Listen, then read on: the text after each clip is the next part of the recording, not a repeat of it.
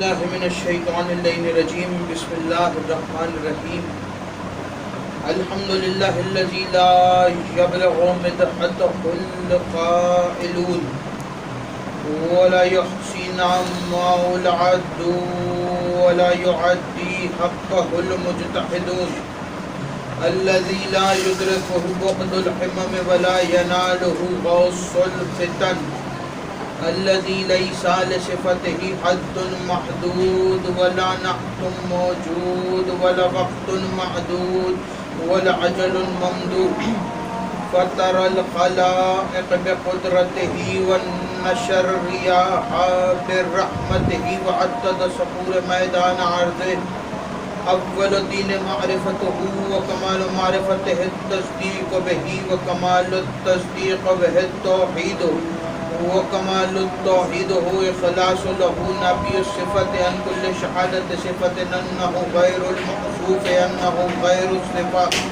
فمن وصف الله سبحانه فقد قرنه ومن قرنه فقد سناه ومن سناه فقد جزاه ومن جزاه فقد جهله ومن جهله فقد إشار إليه فقد إشار إليه ومن إشار إليه فقد حاده ومن حاده فقد حاده الصلاة والسلام والتحية والإكرام على النبي الرحمة وخازن المغفرة وقائد خير والبركة ومنتزل العباد من الحلقة سيدنا ومولانا أبي القاسم محمد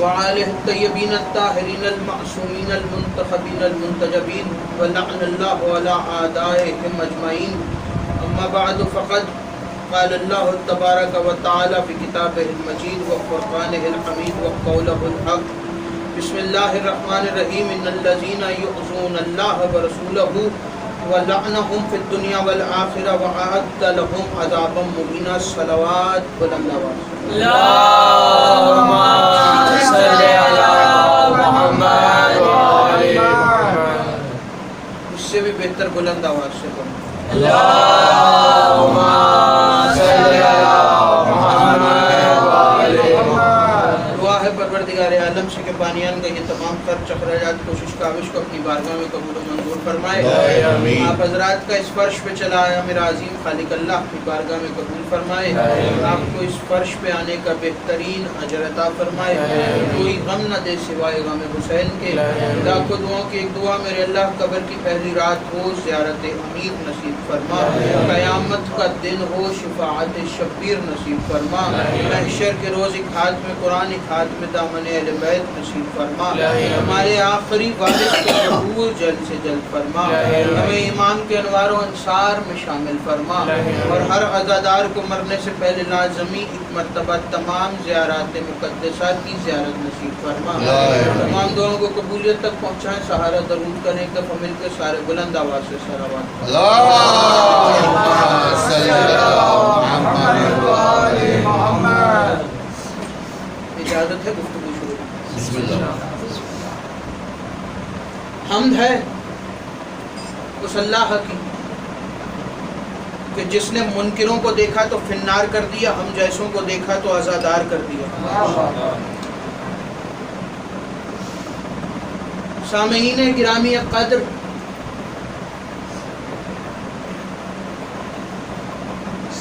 گردش زمین و زمان کے توسط سے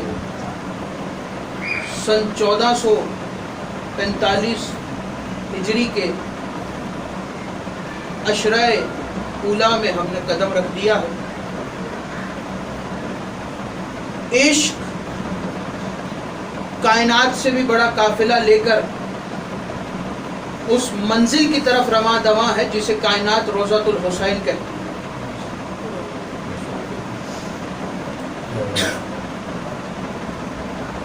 جسے کائنات روضۃ الحسین کہتی ہے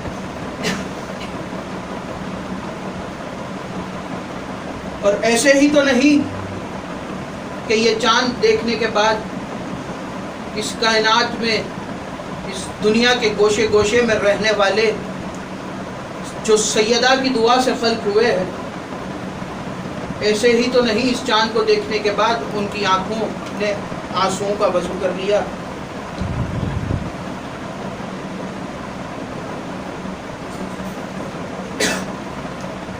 آج کی یہ مجلس عزا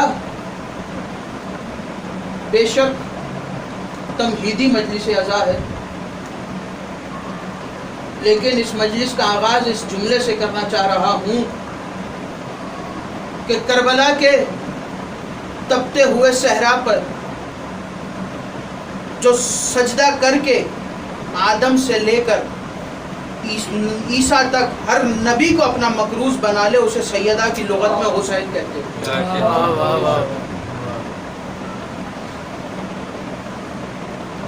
عشرہ مجالس عزا سن 1445 ہجری کی پہلی تقریر آپ حضرات سماعت فرما رہے ہیں. جو حضرات پچھلے برس موجود تھے وہ یہ جانتے ہیں کہ آخری کی 2-3 مجالس میں یہ بتایا تھا کہ اس برس کا موضوع پچھلے برس سے متصل رہے گا. جنہیں پچھلے برس کا موضوع یاد ہے وہ تو بہت اچھی بات ہے، لیکن جنہیں نہیں یاد ان کے لیے چند جملوں میں وہ 10 تقاریر جو کی تھی وہ دہرا دوں گا. لیکن اس سے پہلے بات سمجھ میں آئے تو اتنا ضرور بولیے گا کہ پتہ چل جائے کہ خطاب ثقیفہ کے امیروں سے نہیں، غدیر کے فقیروں سے. سرنامہ کلام میں ایک آیت تلاوت کرنے کا شرف حاصل ہوا. آیت کی تفسیر تو بیان نہیں کرنی، لیکن البتہ اپنے موضوع کو آیت سے متصل ضرور کرنا ہے. سورہ احزاب کی آیت نمبر 57 ارشاد باری تعالیٰ ہو رہا ہے کہ جو لوگ اللہ اور اس رسول کو اذیت پہنچاتے ہیں خدا نے ان کے لیے دنیا اور آخرت میں لعنت اور رسوا کن عذاب تیار کر رکھا. لعنت بھی تیار کر رکھی ہے اور عذاب بھی تیار کر رکھا ہے دنیا اور آخرت میں. جہاں تک بات ہے لعنت کی تو وہ تو روز ازل سے روز آخر تک ان پر ہوتی رہے گی کہ جو کسی نہ کسی طریقے سے تھوڑی سی بھی اذیت محمد و آل محمد کو پہنچا رہے. لیکن بات آیت میں صرف لعنت کی نہیں ہوئی، آیت میں خدا اذیت کی بھی بات کر رہا ہے کہ جس نے اللہ اور اس کے رسول کو اذیت پہنچائی، خدا نے اس کے لیے عذاب تیار کر رکھا. صرف لعنت نہیں، عذاب بھی تیار کر رکھا دنیا اور آخرت میں. سب سے پہلے تو اذیت کا جو لفظ استعمال ہوا ہے آیت میں، اس کو سمجھ لیجئے کہ خدا کہہ رہا ہے کہ جس نے جو لوگ اللہ اور اس کے رسول کو اذیت پہنچاتے ہیں. تو بات جہاں تک خدا کو اذیت پہنچانے کی ہے تو اس کا ہرگز مطلب یہ نہیں ہے کہ خدا کو جسمانی اذیت پہنچائی جا رہی ہے کہ بھائی فلاں شخص کھڑا ہوا اور اس نے کھڑے ہو کے خدا کو پتھر مارا اور خدا کو اذیت پہنچ گئی. خدا کو اذیت پہنچانے کا مطلب ہرگز یہ نہیں. اذیت صرف جسمانی نہیں ہوتی، اذیت کی بھی بہت سی قسمیں ہیں. خدا کی اذیت کو صرف اتنا سا سمجھ لیجئے کہ جس نے محمد اور آل محمد کو اذیت پہنچائی اس نے خدا کو اذیت پہنچائی. کیونکہ خدا قرآن میں کہہ رہا ہے کہ اے محمد تم نے جتنے عمل انجام دیے وہ میں نے انجام دیے. تو جب محمد کے عمل کو خدا اپنا عمل کہہ سکتا ہے تو محمد کی اذیت کو اپنی اذیت نہیں کہہ سکتا. جس نے محمد اور آل محمد کو اذیت پہنچائی اس نے خدا کو اذیت پہنچائی. اور بات اگر رسول کی اذیت کی جائے تو رسول کو صرف جسمانی اذیت نہیں پہنچائی گئی، صرف پتھر نہیں مارے گئے رسول، کچھ لوگوں نے رسول کو میدان میں تنہا بھی چھوڑا، کچھ لوگوں نے رسول کے فرامین کو بھی جھٹلایا، فرامین کو بھلایا، رسول جو کہتے تھے اس کا الٹ کرتے تھے، ہر طرح کی اذیت رسول کو پہنچائی گئی۔ تو جتنی اذیت جو رسول کو پہنچا رہا ہے وہ صرف رسول کو اذیت نہیں پہنچا رہا، خدا کو اذیت پہنچا رہا۔ اب یہاں پہ بات روک کے قرآن کریم کی سورہ توبہ کی آیت 61 کو ذرا ترجمے کو دیکھیے کہ جس میں ارشاد ہو رہا ہے، توجہ رکھیے گا میری طرف، ارشاد ہو رہا ہے کہ جو لوگ نبی کو اذیت پہنچاتے ہیں اور یہ کہتے ہیں کہ یہ کانوں کے کچے ہیں، سورہ توبہ آیت 61۔ تو یہ کانوں کے کچے کون لوگ ہیں؟ کیا یہ انہی کا ذکر نہیں ہو رہا جو رسول کے فرامین کو جھٹلا رہے ہیں، جو رسول کے فرامین کو بھلا رہے ہیں؟ غدیر کا فرمان تو دنیا نے بھلایا ہی بھلایا، مباہلے کا میدان تو دنیا نے بھلایا ہی بھلایا، لیکن رسول کے کچھ ایسے بھی فرمان ہیں جو رسول نے منبر سے بیٹھ کے بھی بیان کیے۔ دنیا نے ان فرامین کو بھی بھلایا۔ جس فرمان کی میں بات کر رہا ہوں وہ بھی فرمان عام نہیں ہے۔ صحابہ کے مجمع میں بیٹھ کر، مسجد نبوی میں منبر پر بیٹھ کر رسول نے فرمایا تھا انما فاطمہ تو بضعۃ منی، فاطمہ میرے جگر کا ٹکڑا، جس نے فاطمہ کو اذیت پہنچائی اس نے مجھے اذیت پہنچائی۔ تو بات یہ ثابت ہوئی کہ جو فاطمہ اور اولاد فاطمہ کو اذیت پہنچا رہا ہے وہ محمد کو اذیت پہنچا رہا ہے، اور جو محمد کو اذیت دے رہا ہے وہ خدا کو اذیت دے رہا ہے۔ صحیح۔ جو اس اذیت میں شامل ہے، قیامت تک خدا نے سب کے لیے لعنت اور عذاب تیار کر رکھا ہے۔ آخرت کا عذاب وہ تو آخرت میں ہی دیکھا جائے گا کہ آخرت میں خدا کیا عذاب دے گا کہ جنہوں نے فاطمہ اور اولاد فاطمہ کو اذیت پہنچائی۔ کیا جنہوں نے کربلا کے میدان میں حسین ابن علی کو مارا؟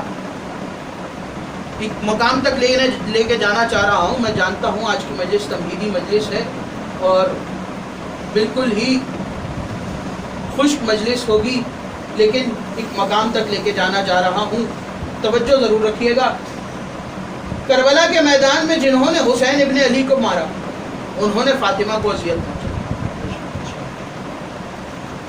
اور جنہوں نے فاطمہ کو اذیت پہنچائی انہوں نے محمد کو اذیت پہنچائی۔ جنہوں نے رسول کو اذیت پہنچائی، آیت کہہ رہی ہے انہوں نے اللہ کو اذیت پہنچائی۔ تو جنہوں نے حسین کو اذیت پہنچائی یہاں تک لانا چاہ رہا ہے، ان پر اللہ نے دنیا اور آخرت میں دونوں میں عذاب تیار کر رکھا۔ آخرت کا عذاب تو آخرت میں جو خدا دے گا وہ دیکھا جائے، لیکن یہ دنیا کا عذاب کون سا ہے جس کی بات خدا آیت میں کر رہا ہے؟ کیا خدا خود زمین پر آئے گا اور آ کے خود ان کو عذاب دے گا؟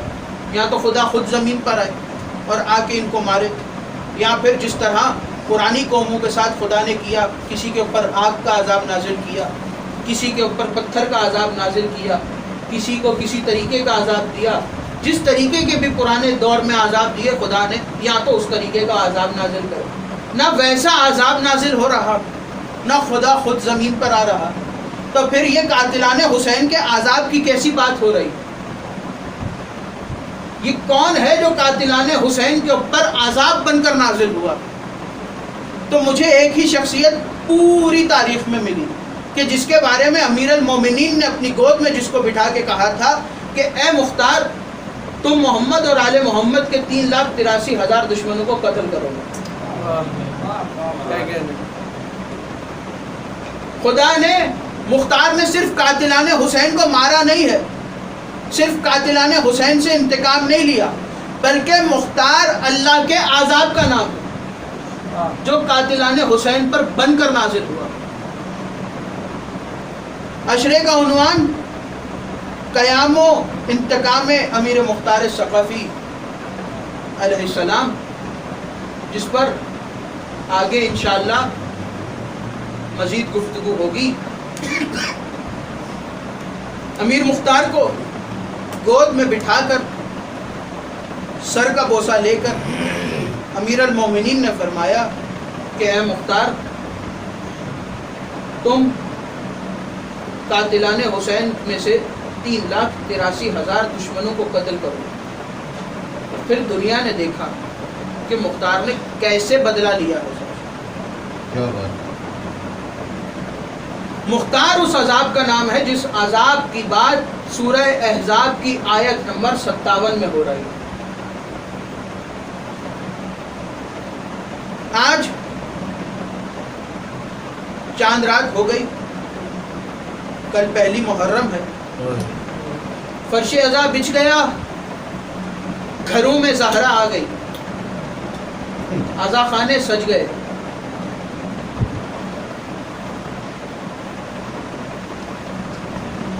عزادارو، یہ وہ چاند ہے کہ جس کے بارے میں مدینہ والے کہتے تھے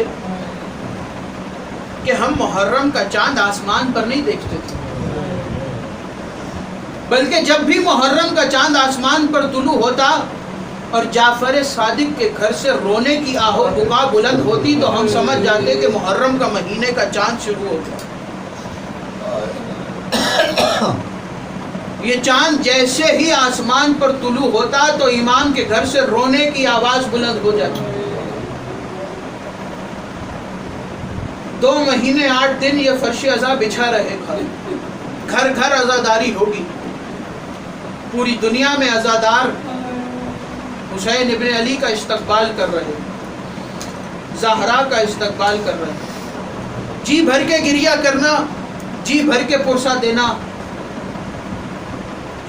کیونکہ یہ دن اتنی جلدی گزر جائیں گے کہ کسی کو پتہ بھی نہیں چلے گا۔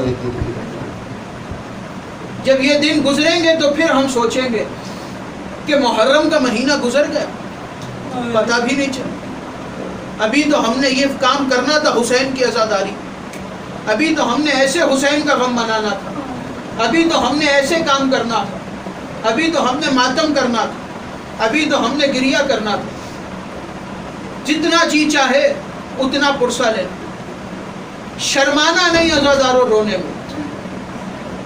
کیا پتا کس کے پہلو میں سید سجاد بیٹھے، کس کے پہلو میں ہمارے زمانے کا امام بیٹھا، وہ زمانے کا امام جو آج بھی خون کے آنسو رو رہا ہے۔ وہ جب آئے گا جو باقی انتقام ہے حسین ابن علی کا وہ لے گا۔ عزادارو، رونے میں شرمانا نہیں، اس لیے کہ امام نے صادق علیہ السلام فرماتے ہیں کہ میرے جد حسین کے مصائب کے، میرے حسین جد کے غم میں ایسے رویا کرو جیسے کوئی بوڑھی ماں اپنے جوان لال کے لاشے پہ روتی۔ اور صرف رونا نہیں ہے عزادارو، صرف گریہ نہیں کرنا، صرف عزاداری نہیں کرنی، بلکہ عزاداری کا تقدس بھی رکھنا۔ فرش عزا کا ایک تقدس بھی ہے۔ امام صادق جب بھی فرش عزا پر آتے تھے تو آنے سے پہلے فرش عزا پر بوسہ دیتے، جب بھی جانے لگتے تھے تو جانے سے پہلے بوسہ دے کے جاتے تھے۔ تو مولا کے اصحاب نے پوچھا کہ مولا آپ یہ عمل انجام کیوں دیتے ہیں؟ تو مولا نے کہا کیا تمہیں خبر نہیں، یہ حسین کی فرش عزا ہے، یہ وہ فرش عزا ہے کہ جہاں ملائکہ بھی اپنے پروں کو مس کرتے ہیں، یہ حسین کی فرش عزا ہے۔ علم سج گئے، حسین کا عزا خانہ سج گیا، حسین کی فرش عزا بچھ گئی۔ چاند محرم کا آسمان پر طلوع ہو گیا۔ مصر کا رہنے والا ایک شخص ہر سال عزاداری کرتا تھا، ہر سال فرش عزا بچھاتا تھا، ہر سال مجلس حسین کرتا تھا۔ ایک برس ایسا بھی آیا اس کے اوپر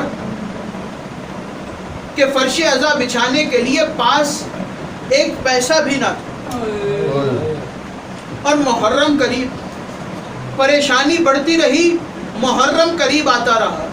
جیسے جیسے محرم قریب آ رہا تھا پریشانی بڑھ رہی کہ ہمارے پاس پیسے نہیں ہیں، اور محرم قریب آ رہا ہے اور زہرا کے لال کا فرش عزا بچھانا ہے. عزادارو گھر کا سارا سامان بیچنے کو تیار ہو گیا. جب سب کچھ بیچ دیا تب بھی فرش عزا بچھانے کے پیسے نہ ہوئے تو اس کی زوجہ نے کہا کہ میرے پاس ایک قیمتی شے ہے, آؤ میں تمہیں وہ دوں تاکہ تم جا کے بازار میں بیچ کے آؤ تاکہ ہم زہرا کے لال کا فرش عزا بچھا سکیں. وہ کہتا ہے میں یہ سمجھا کہ خاتون ہے, شاید کوئی زیور چھپا کے رکھا ہو. میں اس کے پیچھے پیچھے چلا.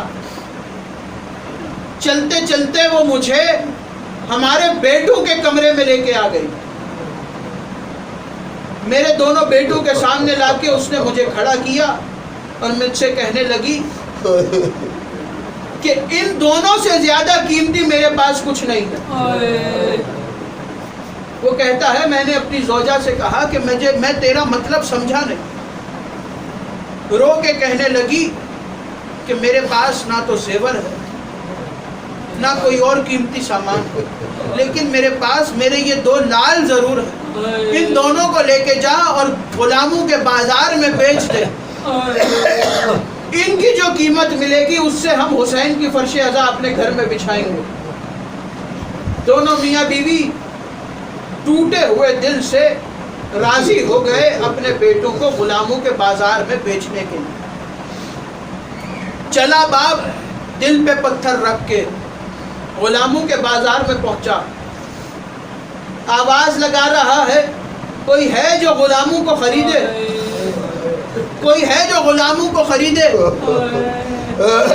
سارا دن گزر گیا, سورج ڈھلنے کو آ گیا, بازار خالی ہو گیا, کسی نے ان دونوں کو خریدا نہیں. جب رات سر پر آئی آسمان کی طرف دیکھ کے کہتا ہے میرے اللہ جیسی تیری مرضی ہے. میں تو اپنے بیٹوں کو بیچنے کے لیے آ گیا تھا لیکن اب انہیں کسی نے خریدا نہیں, اور کل مجھے حسین کی فرش عزا اپنے گھر میں بچھانی ہے اور میرے پاس 1 دینار بھی نہیں ہے کہ میں حسین کی فرش عزا بچھا دوں. ابھی وہ شکوہ کر رہا تھا کہ اچانک گھوڑے کی ٹاپوں کی آواز آئی. ایک گھڑ سوار اس کے قریب آیا اور آ کے رکا, اور رکنے کے بعد چہرے پر نقاب ہے. رکنے کے بعد کہا کہ اے شخص کیا غلاموں کو بیچے گا؟ اس نے کہا ہاں غلاموں کو بیچوں گا. کتنے دینار میں بیچے گا؟ اتنے دینار میں بیچوں گا. بات طے ہو گئی. گھڑ سوار نے کہا کہ میرے گھوڑے کے قدموں کے ساتھ اشرفیوں کی تھیلی بندھی ہے, اس کو کھول لے اور ان دونوں کو میرے گھوڑے پہ سوار کرا دے. وہ باپ کہتا ہے کہ ایسی بھی کون سی رئیسی ہے کہ تو گھوڑے سے اتر کے مجھے اشرفیوں کی تھیلی نہیں دے سکتا. میں ان کا باپ ہوں, اپنے بیٹوں کو بیچ رہا ہوں, کوئی غلام نہیں بیچ رہا. ایسی بھی کون سی رئیسی ہے؟ اس گھڑ سوار کی آواز آئی میری مجبوری ہے, میرے دونوں ہاتھ نہیں ہے. اگر میرے ہاتھ ہوتے تو میں گھوڑے سے اتر کر دونوں بیٹوں کو تیرے اپنے سینے سے لگاتا اور اپنے سینے سے لگا کے لے کے جاتا. اس نے اشرفیوں کی تھیلی کھولی, اپنے بیٹوں کو اس کے گھوڑے پہ سوار کرایا. آنکھوں میں آنسو ہے اور اپنے بیٹوں کو جاتا دیکھ رہا ہے. اب گھر آ گیا, محرم کا چاند طلوع ہو گیا, حسین کی فرش عزا بچھ گئی, حسین کی مجلس ہو گئی. آدھی رات کے وقت زوجہ اس کے قریب آئی, آخر بات کی. اس نے آ کے کہا کہ دیکھ میں تجھ سے شکوہ کرنے نہیں آئی, میں تجھ سے کچھ اور پوچھنے نہیں آئی, صرف اتنا بتا دے کس کے ہاتھوں بیچ کے آیا ہے. رو کے کہتا ہے اللہ جانے کون تھا لیکن اس کے دونوں ہاتھ نہیں تھے. خریدنے والا جو بھی تھا اس کے دونوں ہاتھ نہیں تھے. ابھی دونوں گفتگو کر رہے تھے کہ اچانک دروازے پہ دستک ہوئی. اس کی زوجہ اٹھی, دروازہ کھولا. جیسے ہی دروازہ کھولا ایک کالے برقعے والی بیوی کو دیکھا جس نے اس کے دونوں بیٹوں کو اپنے ہاتھوں سے تھاما ہوا تھا. یہ رو کے کہتی ہے بی بی میرے بچوں کو معاف کر دینا, انہیں غلامی کے عذاب نہیں آتے, ابھی یہ دونوں چھوٹے ہیں, اگر ان سے غلطی ہو گئی ہے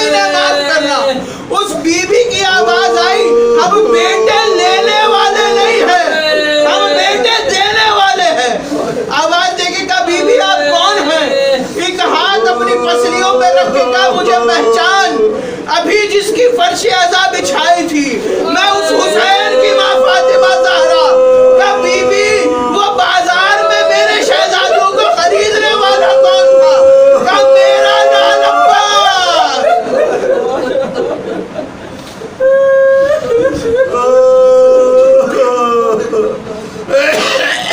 لعنت اللہ علیہ ماتم حسین.